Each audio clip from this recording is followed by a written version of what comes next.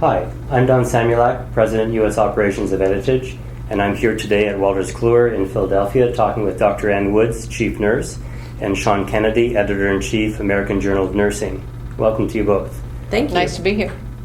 We are just going to sit down today and do sort of a little fireside chat about different aspects of publishing and the journals and Wolters Kluwer, and we welcome you to sit and listen. And so let me start with you, Dr. Woods. Mm-hmm. A little bit about Wolters Kluwer as a publisher, the type of undertakings you do, and with respect to your position in Wolters Kluwer, what do you take care of?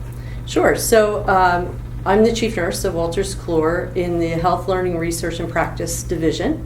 And Wolters Kluwer is a large publishing house. We do other products as well. But on the publishing side, we publish strictly in the medicine, nursing, and allied health arena of healthcare. We publish over 300 journals. The majority are medicine, and we publish about 60 nursing and allied health publications. So we have a large stable of medicine, nursing, and allied health publications. So I know that the American Journal of Nursing is in fact one of the journals in the portfolio.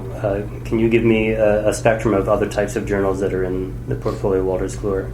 Sure. So we also publish, besides the American Journal of Nursing, we publish the JONA, which is the Journal of Nursing Administration. We publish nursing research. We publish nursing management journals. We also publish quite a few medical journals as well, such as all the American Heart Association journals and all the American Academy of Neurology publications as well.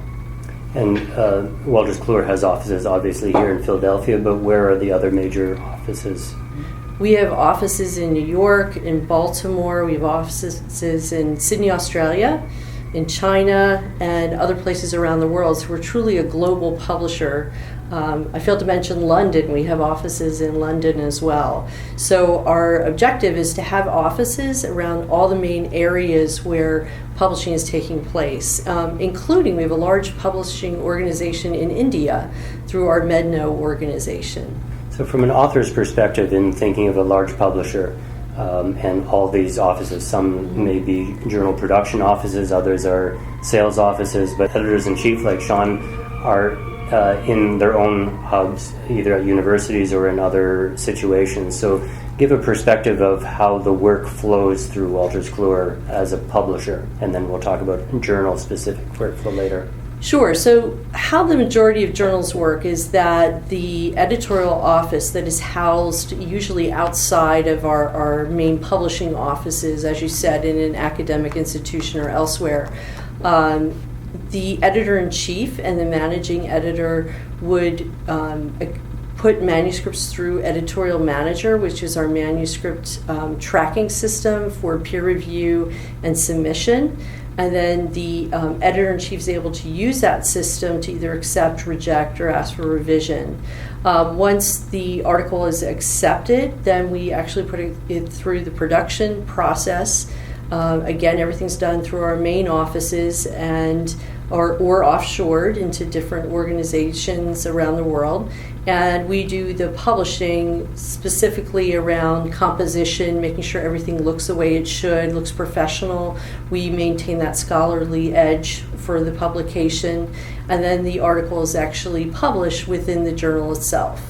Interesting. And so, as I mentioned earlier, and as you mentioned, the American Journal of Nursing is one of the Wolters Kluwer journals, and I'm wondering if, Shawn, you can talk a little bit about your journal and the scope of research that you attract to the journal. Sure. And the type of authors that publish in your journal. Sure. AJN, the American Journal of Nursing, is 115 years old, so we've been around a long time in everybody's mailboxes, and now the mailboxes are a bit different. They're electronic as well as print, hard copies.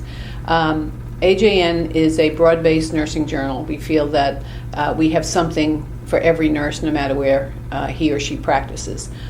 We cover news written by real journalists, and we have original research, and we look to publish translational research. That is research that clinicians want to know. So we may not publish something on methodology or tools, but really focus on research that affects clinical outcomes. So bench to bedside, is it all? Well, not bench. Okay. The bedside Understood. part of it. Yeah. So it's more clinical. Clinical research, Okay. and we publish original research every month. We publish clinical reviews, quality improvement projects, and reports are very big right now, and we publish a lot of them, as many hospitals are journeying on the magnet status to get accredited through the Nursing Magnet organization. So, but we also publish, if you think of those as scholarly pieces, we also publish other aspects that we feel are important to nursing, nurses' growth and development. For example, we publish a column called Reflections, which is a narrative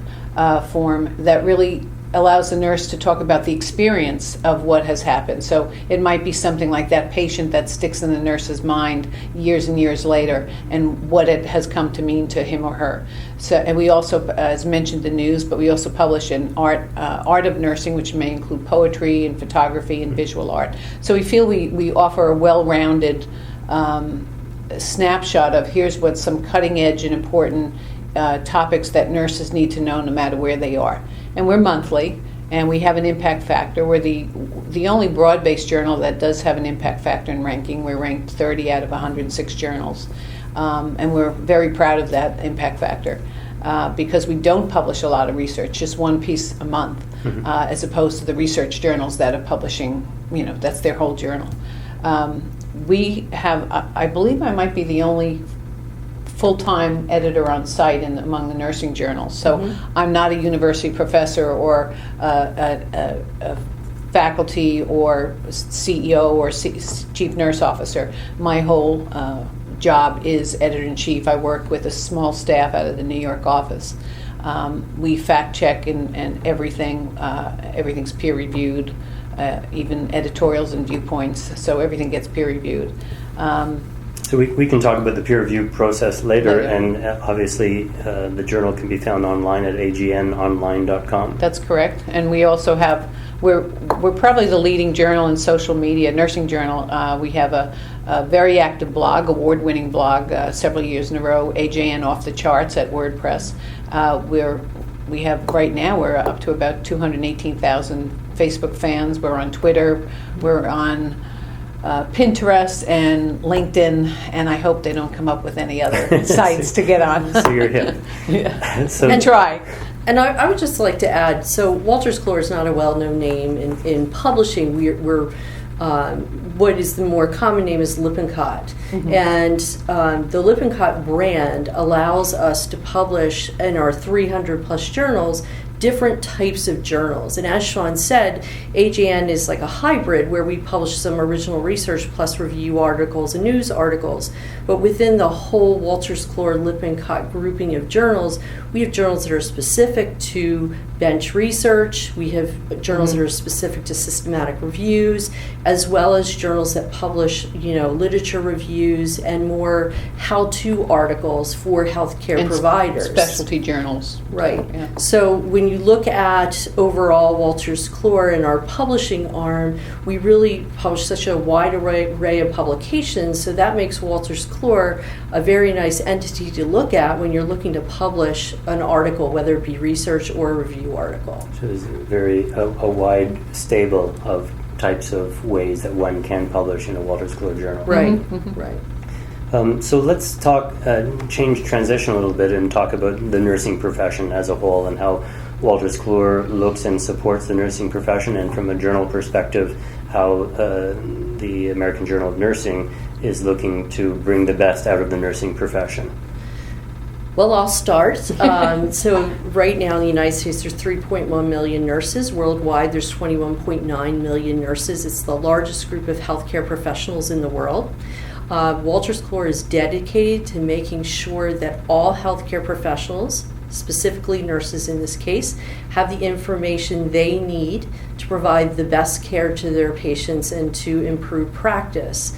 So we produce in our stable of nursing publications journals that are going to fit into a variety of specialties that fit the needs of practicing nurses, nurses who are doing research, nurses that are in administration and management roles, because we really feel like you have to touch each of the different job descriptions a nurse may have to really improve and optimize patient outcomes. And in the long run, that's what it's really all about in healthcare today. And from the spectrum of nurse professionals who publish in Wolters Kluwer journals, where are they, and what types, what range, what scope of nurse professionals are publishing? Well, we publish all different types of articles. So the type of authors we get range from staff nurses to nurses that are researchers. And to even those, students. And students, as well as nurse managers and chief nursing officers. It's not so much about your education level as a nurse. It's really about, do you have the expertise or the knowledge to publish on a particular topic? So because we have such a wide variety of journals, then we have the ability to have nurses that are doing all different roles be able to publish with us. And we would work with those nurses to make sure that they are able to publish successfully. We also, I think, Wolters Kluwer as a whole, I think gets really some of the top nursing leaders in the field. Mm-hmm. AJN is a well-known name since we've been around so long, and just about every library, a nursing school and university library uses AJN. And when I was at the World Health Organization for a bit, people all know AJN because that was the only journal for many, many years. So anybody who went to nursing school, that was the journal that they read.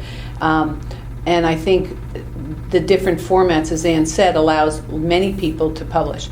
I know for AJN, because we have such wide dissemination, we do get a lot of, and because of our format, we solicit viewpoints from key nursing leaders, as well as from staff nurses and students sometimes. So we have a variety, but I think the dissemination piece for AJN and through the rest of Wolters Kluwer, because sometimes AJN does projects where we partner with other specialty journals on a special issue.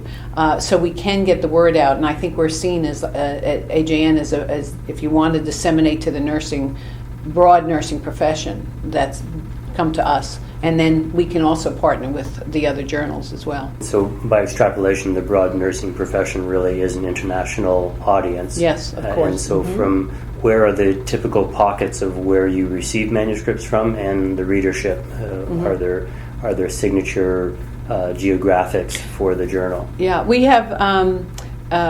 we of course have an online presence, and then we have an iPad app as well, and then, as I mentioned, the social media. Now we know from our web trends data that about a quarter of the people who come to our online website are outside of U.S. borders. Heavy Canadian, but also the Pacific Rim. We have a lot of people on Pacific Rim, especially following us on Facebook and social media. We have a big following in the Pacific Rim area.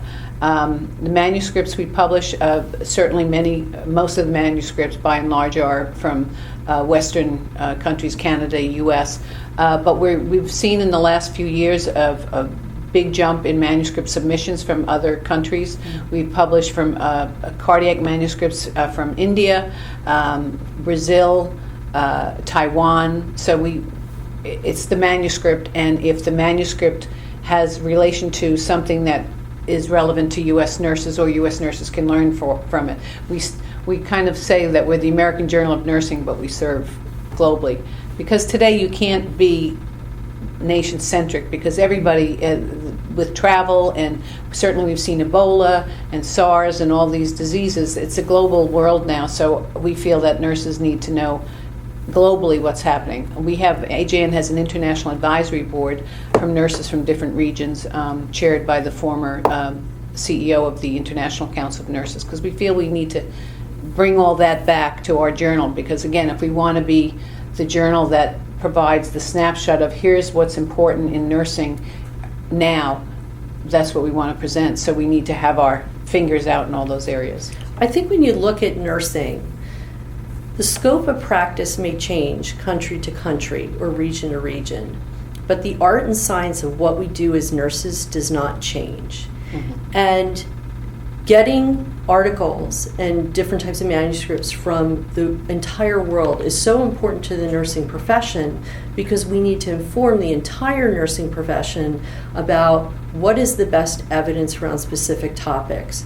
We're seeing a lot of great research as well as review articles coming out of Australia, out of Japan, Taiwan, Hong Kong, South Africa, certainly South America, a lot coming from Brazil, the Middle East, certainly out of Europe. So really globally, we're seeing this upsurge in great content and articles that can really help to inform the entire profession. Because as I said, art and science doesn't change. It's just the scope that changes. And hopefully we can level the scope as we bring more research into our profession. So as you look to broaden the reach, there's going to be people from around the world who are watching this video, and they may be wondering whether this is a journal that they should be submitting to. So from a broadening the reach perspective of Wolters Kluwer in general and the AGN specifically, what regions of the world are you looking to attract papers from specifically?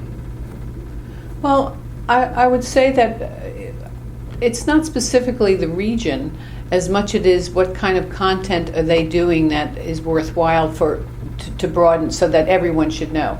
The manuscript we published from India from a cardiac surgical unit was a fabulous piece on how they reduce pressure ulcers with no cost, no added staff, and that's something that the U.S. hospitals are struggling with, and CMS has major initiatives on reducing pressure ulcers. And what this group of nurses did in this hospital in India certainly is important for nurses not only in the U.S. but everywhere, because everybody's looking at cost and quality.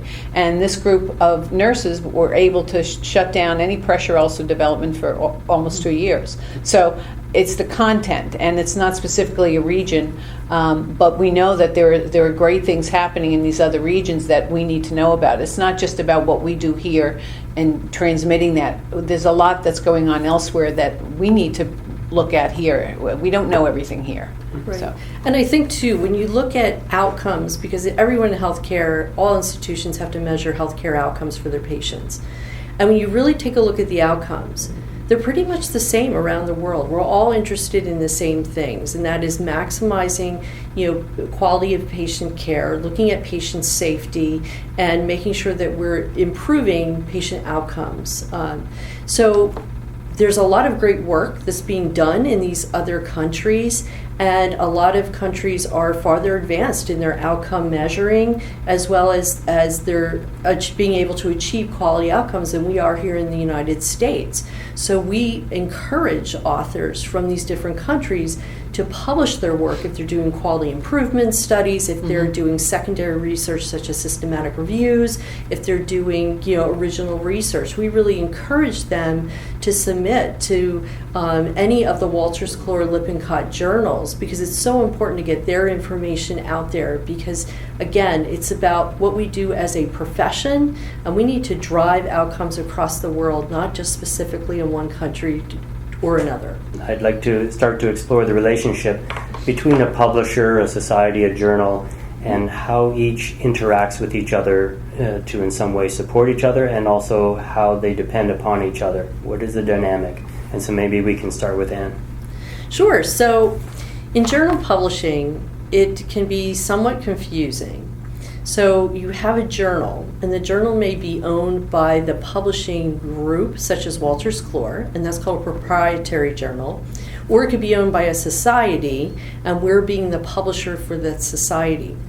In either case, the role of the publisher is really to maintain the business integrity of the publication, make sure that it has the funding it needs, make sure that it is publishing the right type of articles, making sure that it has a healthy financial picture, and that we are supplying the society or the editorial office, if it's a proprietary journal, with what they need to put out the best product.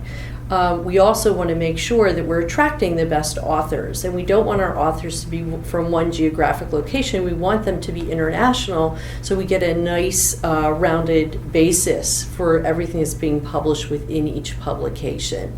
And then we work with the editor-in-chief of the journal or the society to make sure that all those things are happening.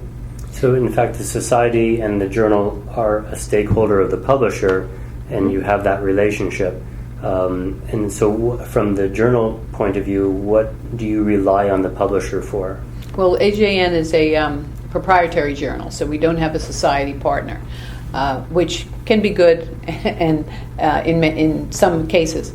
What I rely on Ann for, we work closely together looking at budget, of course, my staffing needs for editors and freelancers, or production needs if we want a certain artwork. And I don't go to Ann because we have the processes set up at this point, but I rely on the publishing house to really support the intent and the mission of the journal. Most journals have a clear mission of who they're trying to serve, what they're going to publish, and it's the editor-in-chief's role really to make sure that happens along with the editorial board. And I see the publisher's role as Ann said, that business side to help support the mission and vision of the journal.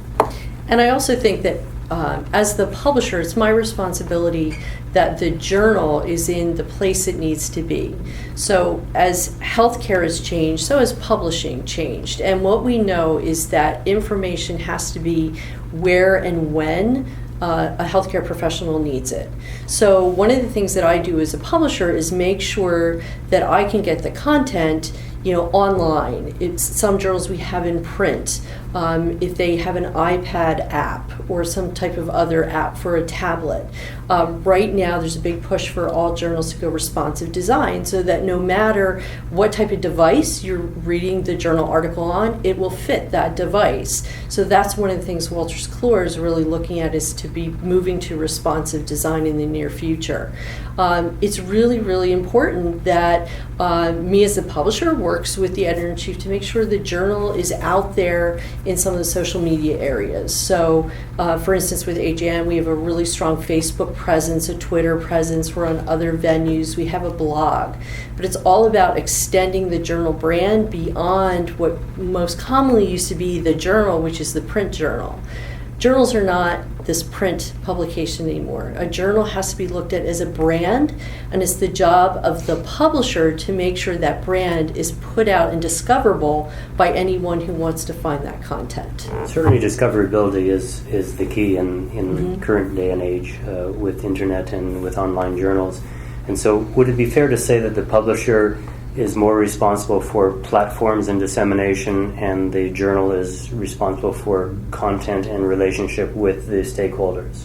I think that's true, but I also think that journals, the people at the helm of the journal have to work collaboratively.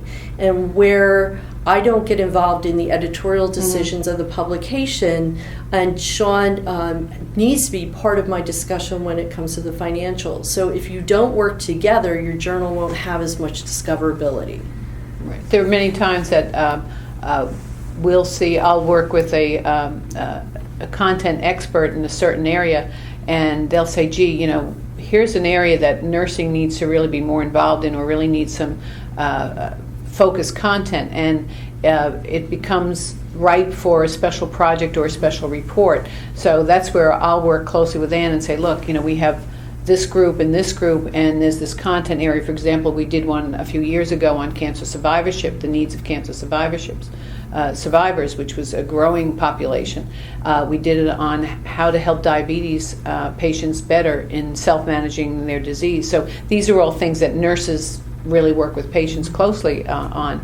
So we wanted to do some real focused content and special reports, convene a group of thought leaders and clinical experts to come up with recommendations for nursing, and really look at where we need to be doing research and what are the content areas nurses need to be focused on. So of course that requires resources. So then I'll work with Ann to see where we can get those resources and how we best can partner perhaps with some of the specialty journals like a diabetes journal or a cancer journal, and work with some of the other journals within the whole publishing house to get this content out to the readers or all nurses, really. It's not just our readers. The other thing we do is we write a lot of grants together.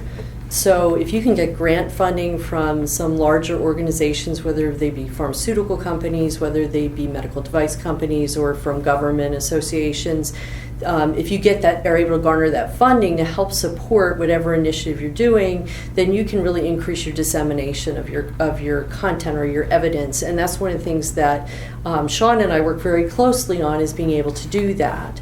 And I think that it's a key component of the editor-in-chief and the publisher role to be able to do that. And that's one of the things I think we do well together. Yeah, and I think for Wolters Kluwer, certainly Wolters Kluwer, because of the name and the branding of Wolters Kluwer, but AJN within that branding, I mean, AJN was for years its own company and just published, self-published as a freestanding company. It was bought by Lippincott in the early 1900s, and then it came back into Lippincott, and then Lippincott became part of Wolters Kluwer. So the name is such a recognizable name that we are able to draw experts in these areas and through other Wolters Kluwer journals. So we have the experts that can really speak with authority on many of these different areas.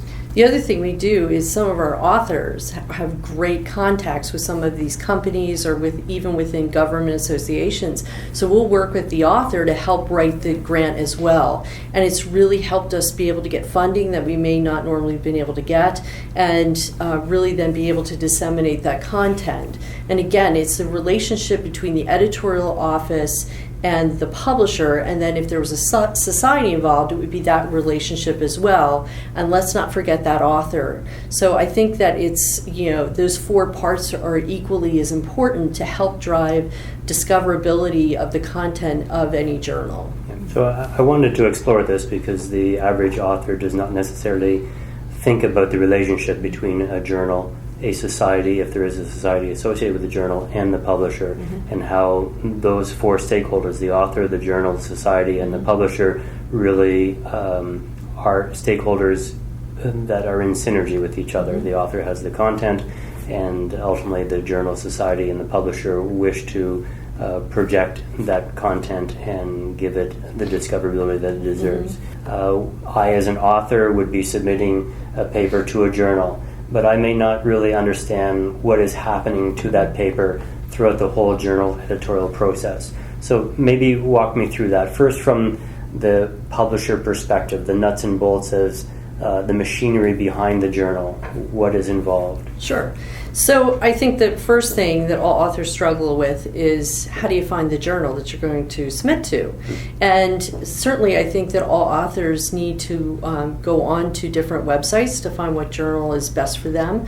On lww.com, you can come to that site and see a listing of all our journals that we have. Every journal that we publish has its own website. And for instance, ajn.com is one of them. And for every journal website, we have machinery behind it to help make the process for the author pretty seamless.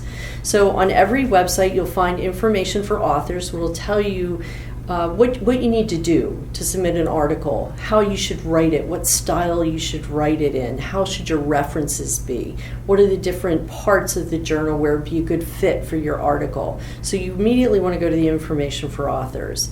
Also there, you're going to find a link to submit a manuscript, and it takes you to a website called Editorial Manager, and every journal has an Editorial Manager site. And the Editorial Manager site is your access into submitting your manuscript to be peer-reviewed by specialists in that different content specialty.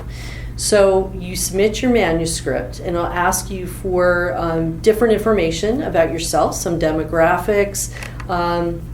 It'll ask you then to upload your publication. And then what happens from there is that the manuscript actually gets reviewed by the managing editor and the editor-in-chief, and then goes out for peer review. And the editor-in-chief actually assigns the peer reviewers, and it's usually a blind peer review process. That's pretty much standard for all journals. Once the journal editors have the peer review process results back, then they contact you to see whether or not you need to have a revision or it's accepted. I would say normally you need to go through at least 1 to 2 revisions when you submit a manuscript. And I'm going to let Shawn talk more about that. But once the journal article is accepted, then we actually pull that article out of editorial manager and put it through our production process. And this is where the journal article is tweaked a little bit, cleaned up. So we would change if there's any copy editing issues. It's a very light copy edit would be taking place for the most part, depending on the journal. And then it's actually published from there. And when it's published, it publishes to our journal website. It actually gets published then in Ovid, which is our content aggregator for Wolters Kluwer. And then it gets published also to Lippincott Nursing Center so that the content then can be viewed through our general nursing portal. Now, of course, if it's a medical journal or a physical therapy article, something allied health, it may not be on Nursing Center. But the key thing about Wolters Kluwer is we have 2 separate platforms that work to your advantage. So we have your article will be in the journal on Ovid, so it'll be found by people doing research.